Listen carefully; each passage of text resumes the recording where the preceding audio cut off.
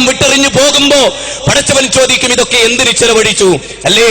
വല്ലദീന യുൻഫിഖൂന ഫിസ്സറാഇ വല്ലറാ. വിശുദ്ധ ഖുർആൻ പറയുകയാണ്, ദുഃഖാവസ്ഥയിലും സന്തോഷാവസ്ഥയിലും ചെലവഴിക്കുകയും കോപം വരുമ്പോൾ ഒതുക്കി വെക്കുകയും ഒക്കെ ചെയ്യുന്ന വിശ്വാസികളുടെ സ്വഭാവം പറയുന്നുണ്ട് സൂറത്തു ആൽ ഇംറാൻ 143-ാമത്തെ വചനത്തിൽ. കോപത്തെ ഒതുക്കി വെക്കുകയും ജനങ്ങൾക്ക് മാപ്പ് നൽകുകയും ചെയ്യുന്ന വല്ലാഹു യുഹിബ്ബുൽ മുഹ്സിനീൻ, അല്ലാഹു സത്വൃത്തരെ ഇഷ്ടപ്പെടുന്നു എന്ന് പറയുന്ന അല്ലാഹുവിന്റെ ഖുർആൻ വായിക്കുകയും അല്ലാഹുവിന്റെ ദുഃഖാവസ്ഥയിലും ആകുലതയിലും വ്യാകുലതയിലും സന്തോഷത്തിന്റെ അവസ്ഥയിലും രഹസ്യമായും പരസ്യമായും സിർറം വഅലാനിയ സമ്പത്ത് ചെലവഴിക്കുകയും ഒക്കെ ചെയ്യുന്ന നല്ല മനുഷ്യരെ ഖുർആൻ വാഴ്ത്തുന്നു.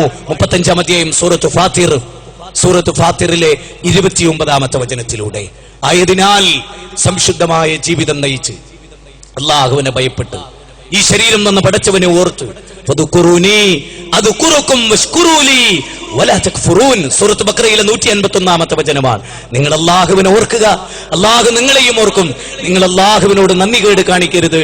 അല്ലാഹുവിനോട് നന്ദികേട് കാണിച്ചാൽ പടച്ച തമ്പുരാന്റെ ഇന്ന അദാബി ലശദീദ്, അല്ലാഹുവിന്റെ ശിക്ഷ കഠിനമാണ് എന്ന് അല്ലാഹു പറയും. അല്ലാഹു ഒരു ചോദ്യം ചോദിക്കുന്നുണ്ട്. അല്ല ആ ഗ്രാമക്കാരായ ആളുകൾ അത് പറഞ്ഞ് അവസാനിപ്പിക്കുകയാണ്. വലൗ അന്ന അഹ്ലൽ ഖുറാ ആമനൂ വത്തഖൂ ലഫതഹ്നാ അലൈഹിം ബർകാത്തിൻ മിനസ് സമാഇ വൽ അർദ്.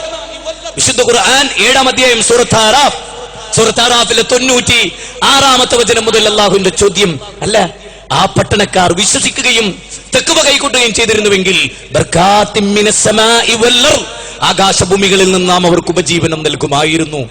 പടച്ചവന്റെ വീണ്ടും ഒരു ചോദ്യം,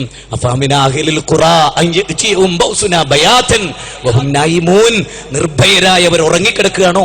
നിർഭയരായവർ ഉറങ്ങിക്കിടക്കാൻ ഒരു ശിക്ഷ വരില്ല, ഒരു സുനാമി വരില്ല എന്നവർ വിചാരിക്കുകയാണോ?